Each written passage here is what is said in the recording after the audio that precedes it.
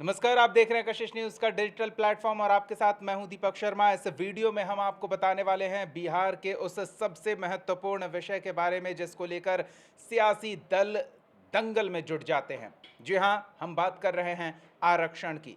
बिहार में जिसकी जितनी आबादी उसकी उतनी भागीदारी का नारा बुलंद किया जाता रहा है।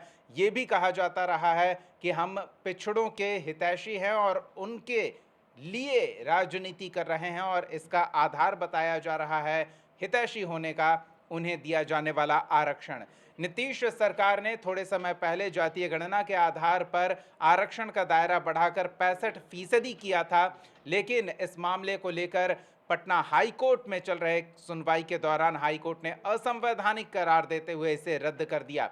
इसके बाद सरकार सुप्रीम कोर्ट पहुंची और साथ ही विपक्षी खेमा यानी कि आरजेडी भी इस मामले को लेकर सुप्रीम कोर्ट में पहुंचा, जहां इस मामले पर एक बहुत ही महत्वपूर्ण सुनवाई हुई है। आज सुप्रीम कोर्ट ने इस मामले पर कुछ बड़ा कदम उठाया है, उससे जुड़ी सारी जानकारी आपको देंगे और आगे इसको लेकर क्या संभावना बनती दिख रही है 65% आरक्षण को लेकर, बैकग्राउंड में क्या सियासी गणित साधने की कोशिश होती दिख रही है, सब आपको बताएंगे हमारे सहयोगी आशुतोष मिश्रा। तो उनसे जुड़ते हैं और उनसे समझते हैं कि सबसे पहले तो आरक्षण के मामले पर सुप्रीम कोर्ट में आज सुनवाई होनी थी, क्या अपडेट है?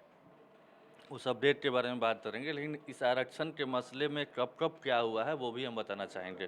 तो देखिए, 2 अक्टूबर 2023 को जातीय गणना की रिपोर्ट आई थी, जो सर्वेक्षण कराया गया था बिहार के सीएम नीतीश कुमार की तरफ से।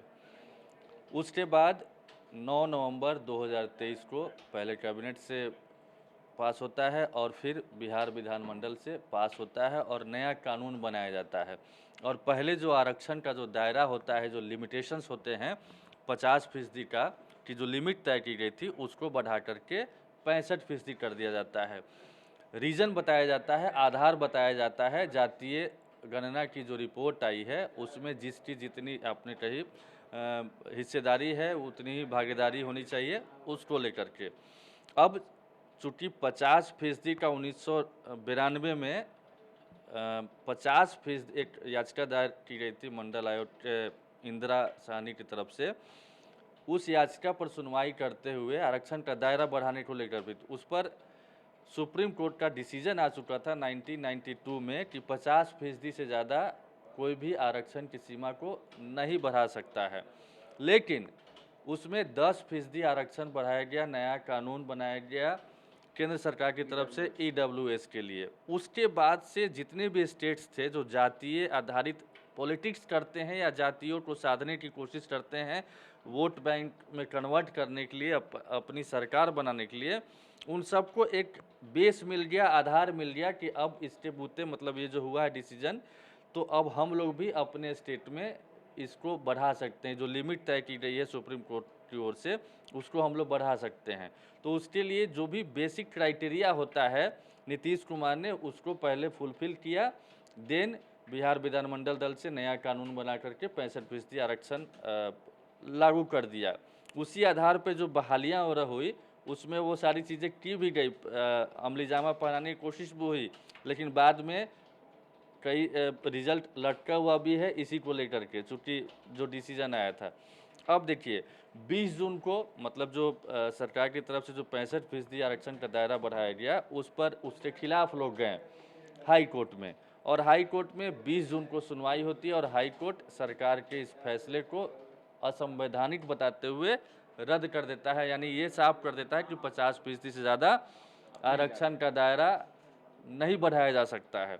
अब उस फैसले के बाद सरकार हो या विपक्ष के लोग हों, वो लोग इस पर अपनी अपनी रोटी सेकना शुरू करते हैं। और पहले बिहार सरकार सुप्रीम कोर्ट में जाती है, देन आरजेडी की तरफ से भी याचिका दायर की जाती है और ये मांग की जाती है कि भाई, हाई कोर्ट का जो फैसला था वो शायद हमारी बातों को नहीं सुना गया, वो प्रैक्टिकल नहीं है, इसको 65% ही किया जाए। अब इसमें 29 जुलाई को सुप्रीम कोर्ट में इन दोनों की याचिका से पहले भी कई और याचिकाएं, यानी 10 से ज़्यादा याचिका थी, जिस पर सुप्रीम कोर्ट में सुनवाई होती है 29 जुलाई 2024 को। सुप्रीम कोर्ट भी हाई कोर्ट के फैसले पर रोक लगाने से इनकार कर देता है, यानी अपने 1992 के फैसले पर एक बार फिर से मुहर लगाता है कि जो फैसला हो चुका है यानी 50% से ज़्यादा नहीं बढ़ सकता है, और 10% जो EWS के लिए है वो अलग से। अब यहाँ पर 65% करने का मतलब ये था कि 10% वो मिला जाए तो 75% हो जाता था। अब उसके बाद फिर बिहार सरकार गई और आरजेडी की तरफ से याचिका दायर हुई। तो आरजेडी की तरफ से जो याचिका दायर हुई थी उस पर आज सुप्रीम कोर्ट में सुनवाई थी। तो सुप्रीम कोर्ट ने फैसले पर रोक वगैरह लगाने का कुछ ऐसा नहीं है। सुप्रीम कोर्ट ने सबसे पहले आरजेडी की जो याचिका है और बिहार सरकार की जो याचिका है, दोनों को कंपाइल करने का आदेश दिया कि दोनों याचिकाओं को या फिर इससे संबंधित और भी जो याचिका हैं उसको एक साथ किया जाए और उस पर गंभीरतापूर्वक आगे चल करके सुनवाई करने की ज़रूरत है। और इस दौरान उन्होंने सबको नोटिस भेजा, यानी केंद्र सरकार को, बिहार सरकार को, और जो भी याचिकाकर्ता थे सब लोगों को भेजा गया कि सब लोग जब अगली तारीख मुकर्रर होगी उस समय आकर के अपना पक्ष रखिए, देन इस पर डिसाइड होगा कि क्या होता है। इस बीच में संविधान की 9वीं अनुसूची में इस जो मांग है, ये जो कानून है, उसको लागू करने के लिए पिछले दिनों तेजस्वी यादव नीतीश कुमार से भी मिले थे कि ये सब करने से नहीं होगा, दिखाने से, बल्कि आपकी सरकार है केंद्र में, आप उस गठबंधन के अहम पार्ट हैं और आपकी वजह से वहाँ पर सरकार चल रही है। तो ऐसे में आप अपनी बात मनवा सकते हैं तो ये मनवाइए।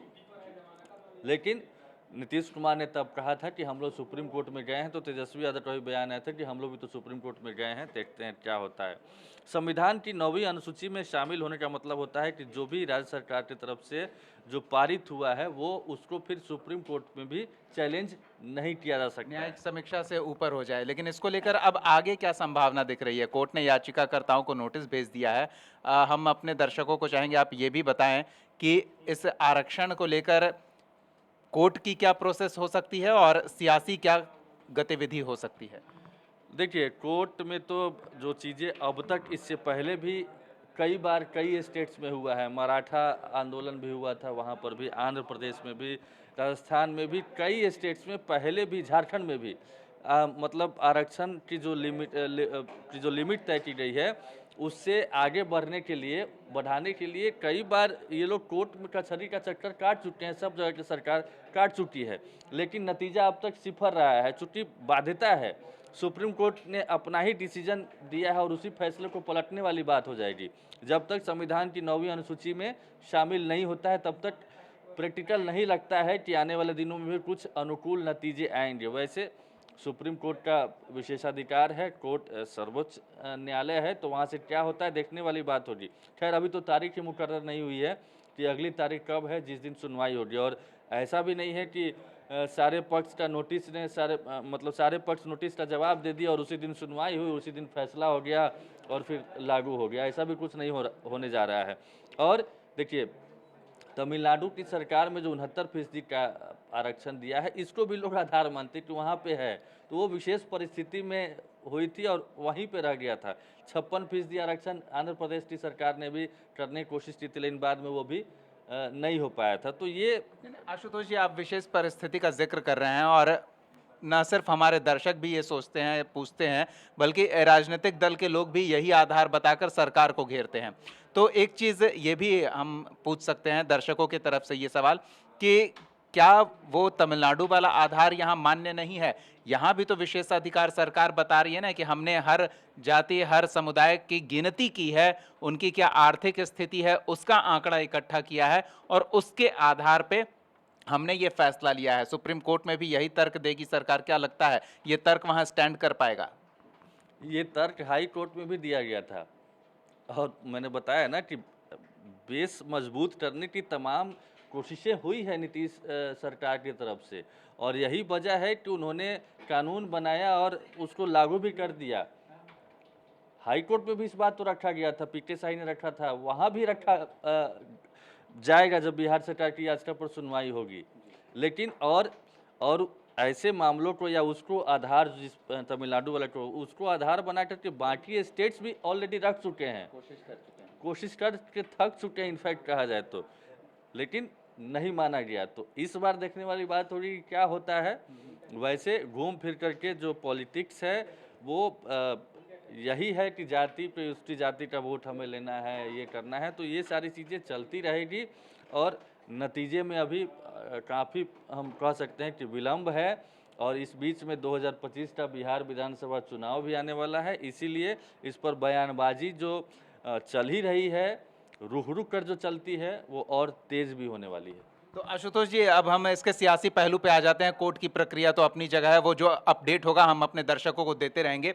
लेकिन हमारे दर्शक ये भी सोच रहे होंगे कि नीतीश कुमार किंग मेकर हैं, यहाँ बीजेपी के साथ हैं, केंद्र में प्रभावशाली भूमिका में हैं। जो आरजेडी के नेता आरोप लगाते हैं कि आप यहाँ से अगर दबाव बनाएंगे तो वहाँ 9वीं अनुसूची में डाल देंगे। फिर अगर सच में आप बिहार के पिछड़ों के हितैषी हैं और केंद्र पर दबाव बनाकर उनके हित में ये फैसला दिलवाते हैं तो लोग मानेंगे कि हाँ, आप उनके हित में हैं, और यही आरजेडी की राजनीतिक हमले की एक बड़ी वजह दिख रही है। अगर इतना आसान होता है ये सब कुछ, तो जितने भी स्टेट्स गए हैं, तो वो पहले भी करा सकते थे ना। इतना आसान नहीं होने वाला है, इतना आसान नहीं है। केंद्र सरकार को भी ये पता नहीं है कि अगर जातीय आरक्षण हम बढ़ाते हैं तो उसका फ़ायदा बीजेपी की सरकार को भी मिलने वाला है, लेकिन क्यों नहीं हो रहा है? सब में कुछ न कुछ क्लॉज है, कुछ न कुछ रीजन्स हैं, कुछ न कुछ पॉलिटिक्स है, कुछ न कुछ टेक्निकल फॉल्ट है, संवैधानिक असंवैधानिक सब चीज़ों में फंसा हुआ है। आरक्षण का मसला इतना आसान जो आप लोगों को समझ में आ रहा है या हम लोगों को समझ में आ रहा है, लोगों को समझ में आ रहा है, उतना है नहीं। हमेशा इस पर बहस होती रही है, हमेशा डिबेट होता रहा है और आसानी से सुलझने वाला भी नहीं है। तो ये शह-मात का खेल, हाँ, राजनीति में फ़ायदा किसको मिलता है, वो ज़रूर कोशिश होती है कि हम इसका फ़ायदा ले जाएं। जैसे कि मोहन भागवत का स्टेटमेंट आया 2015 में, उसको लालू यादव ने भुना लिया और बिहार में नीतीश और लालू की जॉइंट सरकार जो आई, बीजेपी 53 सीटों पर सिमट गई। फ़ायदा उठाने की बात है। यहाँ पर अगर तेजस्वी यादव ये जनता को समझा पाने में कामयाब रहते हैं कि देखिए भाई साथ में हैं, ये दिखाने के लिए इन्होंने किया है। असल में वहाँ पे 9वीं अनुसूची में शामिल केंद्र सरकार कर देगी तो हो जाएगा, और ये बताने में कामयाब रहे लालू यादव, तेजस्वी यादव या आरजेडी, तो फिर उनको एडवांटेज मिलेगा। इनको भी बताना पड़ेगा कि आखिर किस परिस्थिति में हम कोर्ट जा रहे हैं, केंद्र सरकार से नहीं मांग कर रहे हैं या केंद्र सरकार नहीं कर रही है। बीजेपी को भी बताना होगा कि भाई 9वीं अनुसूची में शामिल करने में उसको क्या दिक्कत है। तमाम चीज़ें चलेगी और राजनीति खेल तो चल ही रहा है, चुनाव में और भी देखिएगा। मुझे लगता है कि ये नैरेटिव धीरे धीरे गढ़ा जा रहा है और इसी पर चुनाव के नतीजे भी तय करेंगे, परिणाम जो आएगा। बहुत बहुत धन्यवाद आशुतोष जी। तो हमारे दर्शकों को क्या लगता है कि आरक्षण का मुद्दा बड़ा चुनावी मुद्दा बिहार विधानसभा के चुनाव 2025 में बनता दिख रहा है? कमेंट सेक्शन में अपनी राय हमारे साथ जरूर साझा करें। और जो आरोप एनडीए गठबंधन सरकार पर लग रहा है कि नीतीश कुमार साझेदार हैं, केंद्र में मजबूत भूमिका में हैं, तो क्यों नहीं 9वीं अनुसूची में शामिल कराया जा रहा है? तो इसमें जो तकनीकी पेच है, क्या बड़ी आबादी उससे अवगत है? क्या विपक्ष इसका फायदा उठाकर सत्ता पक्ष को कुर्सी से खींचकर नीचे उतरवाने में जनता की मदद से कामयाब हो पाएगा? तमाम सवाल हैं, आपके जवाब भी हम जानना चाहेंगे। कमेंट सेक्शन में जरूर बताएं और इससे जुड़ी कोई जानकारी आएगी तो हम आप तक सबसे पहले पहुंचाएंगे। और उस जानकारी को आप तक पहुंचने में समय न लगे, इसके लिए हमें सब्सक्राइब करने के साथ साथ बेल आइकॉन दबाना ना भूलें। वीडियो को लाइक और शेयर भी करें। बहुत बहुत धन्यवाद जुड़ने के लिए। नमस्कार।